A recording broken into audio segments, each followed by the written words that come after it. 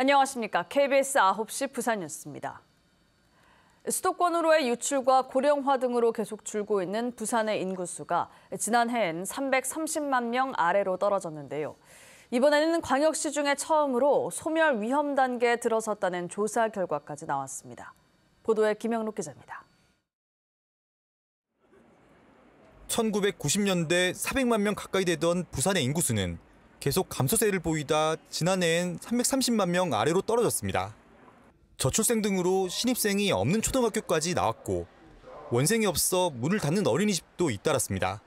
부산은 65살 이상 인구 비율이 23%로 우리나라 광역시 중 처음 초고령 사회로 진입한 상황. 최근 한 조사에서는 전국 광역시 중 처음으로 소멸 위험 지역에 진입했다는 분석도 나왔습니다. 서울을 제외한 광역시 소속 전체 45개 구군 중 소멸 위험 구군은 모두 21곳. 이 가운데 11곳이 부산입니다. 지역 간 불균형의 가속화를 상징하는 것이기 때문에 부산이 소멸 위험 지역으로 현재 진입했다라는 것은 오래지 않아서 서울 수도권 같이 확산될 수 있다는 것이고. 인구 감소와 이탈이 잇따르는 상황에서 부산시는 대책 마련에 고심하고 있습니다. 우선 다음 달 예고된 조직 개편에서 인구정책 담당관을 신설합니다. 신설되는 인구정책 담당관을 중심으로 기존의 정책과 사업들을 다시 한번 재검토하고 중앙정부와 연계해서 인구 유입을 할 수 있는 다양한 정책을 발굴 추진해 나갈 계획입니다. 또 외국인 유학생 유치와 다문화 가정 지원, 산업은행 본사 이전 등을 추진해 지방 소멸 위기에 대응해 나간다는 방침입니다. KBS 뉴스 김영록입니다. 국민의힘 당대표를 뽑는 전당대회를 앞두고 당권 주자들이 잇따라 부산을 방문했습니다. 글로벌 허브 도시와 산업은행 부산 이전 등 지역 현안 해결을 약속하며 당심 잡기에 나섰습니다. 보도에 황현규 기자입니다. 국민의힘 당권 주자들이 하루 차이로 부산을 찾아 당원들을 만났습니다. 나경원 국회의원과 원희룡 전 국토교통부 장관, 한동훈 전 국민의힘 비상대책위원장 모두 지역 균형 발전부터 약속했습니다. 부산을 글로벌 허브 도시로 키우고 가덕 신공항 건설도 차질 없이 추진하겠다고 강조했습니다. 서울만큼 부산이 경쟁력을 갖는다면 자연스레 지역균형 발전이 만들어진다고 생각을 하기 때문에 글로벌 허브 도시의 추진에 대해서는 적극 공감하고. 당정 협의로 정부의 협의는 다 끝나 있는 상태입니다. 그럼 여기에 필요한 예산 조치나 정부 차원에서 할 수 있는 조치, 이 부분들에 대해서는 최선을 다해서 팍팍 밀겠습니다. 지자체 차원에서만 추진해서는 여러 가지 난관이 있을 겁니다. 시장님과 협력해서 저희 집권 여당이 그걸 강력하게 뒷받침할 거라는 말씀을 드립니다.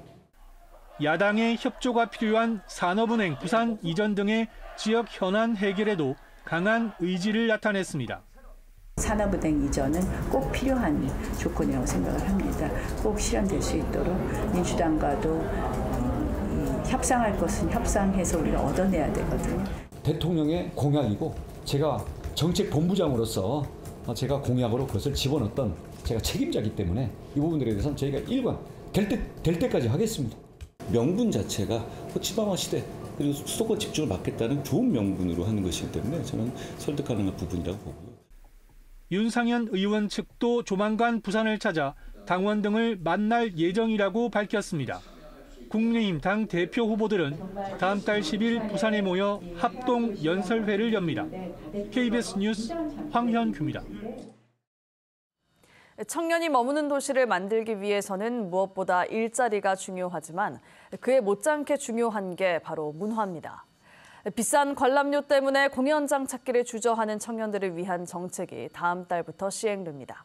장성길 기자입니다. 지난해 부산 청년 10명 중 4명은 1년에 단 한 차례도 공연장을 방문하지 않은 것으로 나타났습니다. 주된 이유는 비용 문제, 10명 중 6명이 주머니 사정이라고 답했습니다. 특히나 영화나 소극장, 연극 등과는 달리 10만 원이 훌쩍 넘어가는 대형 공연은 청년들에게 부담이 아닐 수 없습니다. 제가 저번 주에도 오픈한 뮤지컬 티켓팅을 한번 보았는데 10만 원에서 16만 원 정도, 거기서 더 이상인 비용적인 부분이 있어서 조금 공연을 관람하는 데 있어서 주저하게 되는 부분은 사실입니다. 수도권 청년 인구 쏠림과 함께 갈수록 벌어지고 있는 문화 격차를 줄이고 지역 청년들에게 대형 공연 관람 기회를 주기 위해 다음 달부터 부산 청년 만원 문화 패스가 시행됩니다. 만 원만 내면 부산시에서 최대 10만 원을 보태 11만 원짜리 공연을 볼 수 있습니다.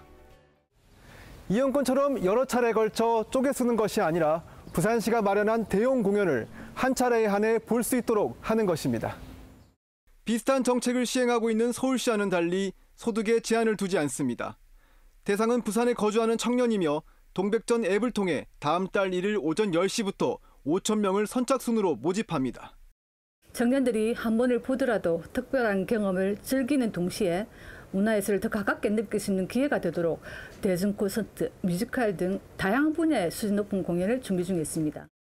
부산시는 뮤지컬 영웅, 오페라 나비부인, 가수 이승철 콘서트 등 공연 10여 개를 선정해 8월쯤 공개할 계획입니다.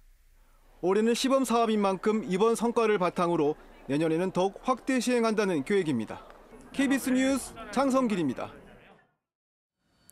부산시가 앞으로 3년간 추진할 커피산업 육성 기본계획을 확정했습니다.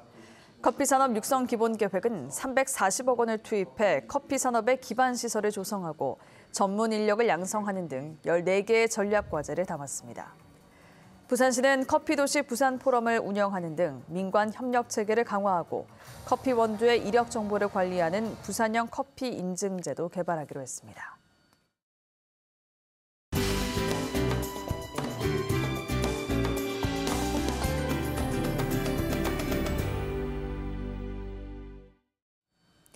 부산 해운대구 마린시티 내 해원초등학교 인근에 추진 중인 73층 초고층 실버타운 건립 사업에 제동이 걸렸습니다. 부산시 사전재난 영향성 검토위원회는 최근 해당 사업에 대해 재심의 결정을 내렸습니다. 위원회는 재난 시 신속 대처가 어려운 점, 지하층 침수 위험 등 모두 30여 가지 사항을 지적한 것으로 알려졌습니다. 부산시는 내년 하반기에 기장군 오시리아 관광단지 내 6개 도로에서 자율주행 버스 넉 대를 운행할 계획입니다. 자율주행 버스는 탑승객 안전 확보를 위해 시스템 요청 시 운전자가 개입하는 방식이며 신호 상태나 보행자 정보 등을 제공하는 스마트 도로를 구축해 운행을 지원합니다. 앞서 국토교통부는 2022년 11월 오시리아 관광단지를 자율주행 자동차 시범 운행지구로 지정했고 부산시도 같은 해 12월 관련 조례를 제정했습니다.